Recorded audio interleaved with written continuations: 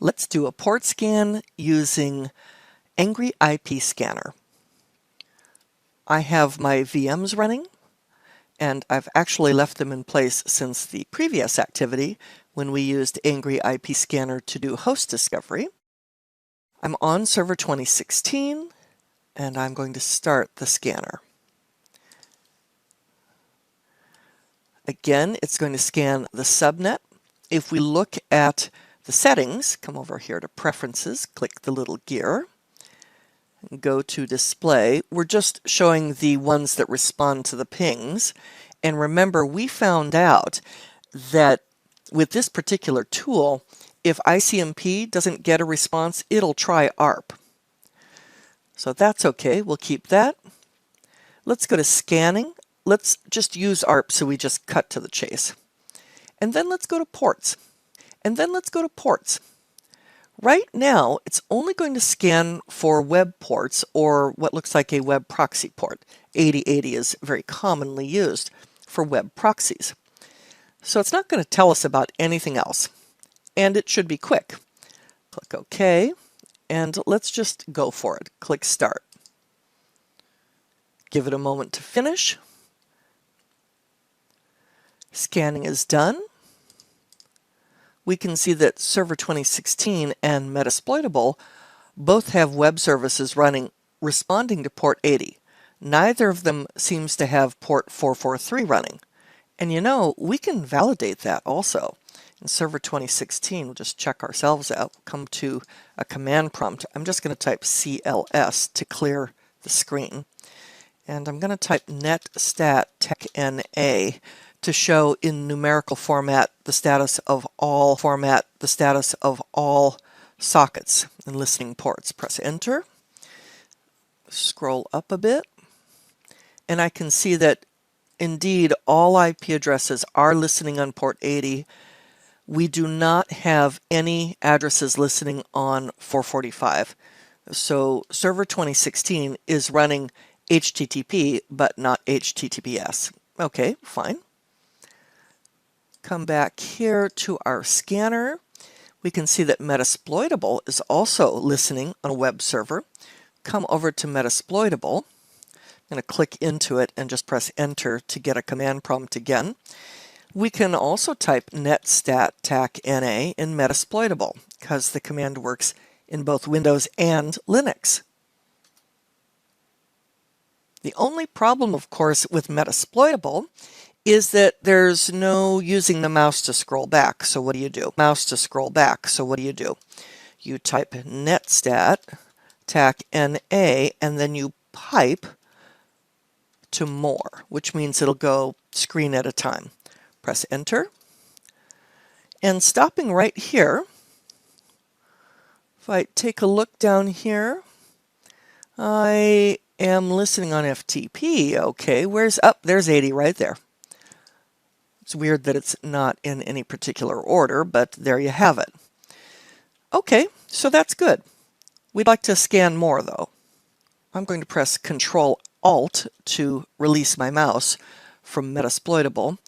Come back over here to the scanner and go to the Preferences. And go to the ports. I want to scan for more than just these.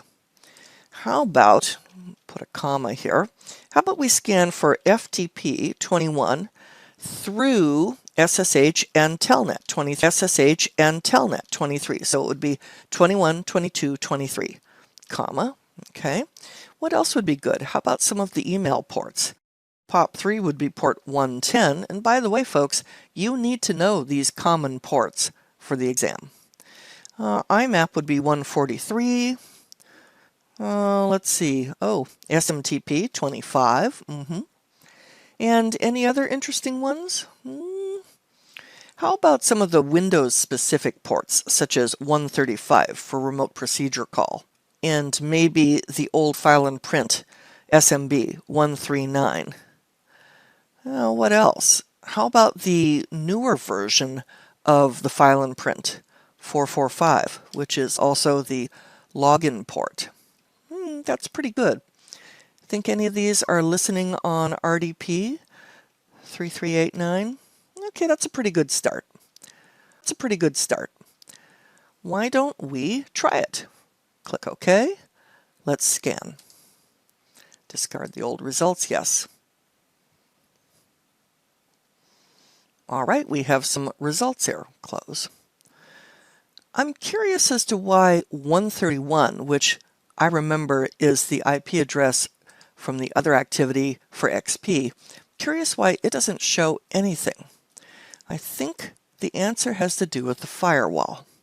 Let's go take a look at the firewall in XP. Click Start. Let's go to the Control Panel. Let's open up Windows Firewall. The firewall is on. And if we look at exceptions, click that. Only remote assistance, which is a different port from what we've scanned, is going to show up. If we were to allow file and print sharing, then some of those ports would show up. In other words, the firewall is blocking any of the services that XP is running. So the services are running and those services can use the network, but anyone trying to make a connection to the service, they're going to be denied. Well, let's just go and turn the firewall off and see if we get anything. And click OK here. Come back and run the scan again.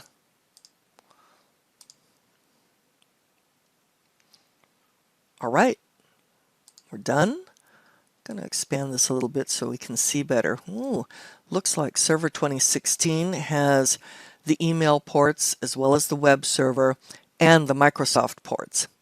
Looks like Metasploitable has FTP, SSH, which is 22, and Telnet, and SMTP, and the web server. And why is it running the Microsoft ports?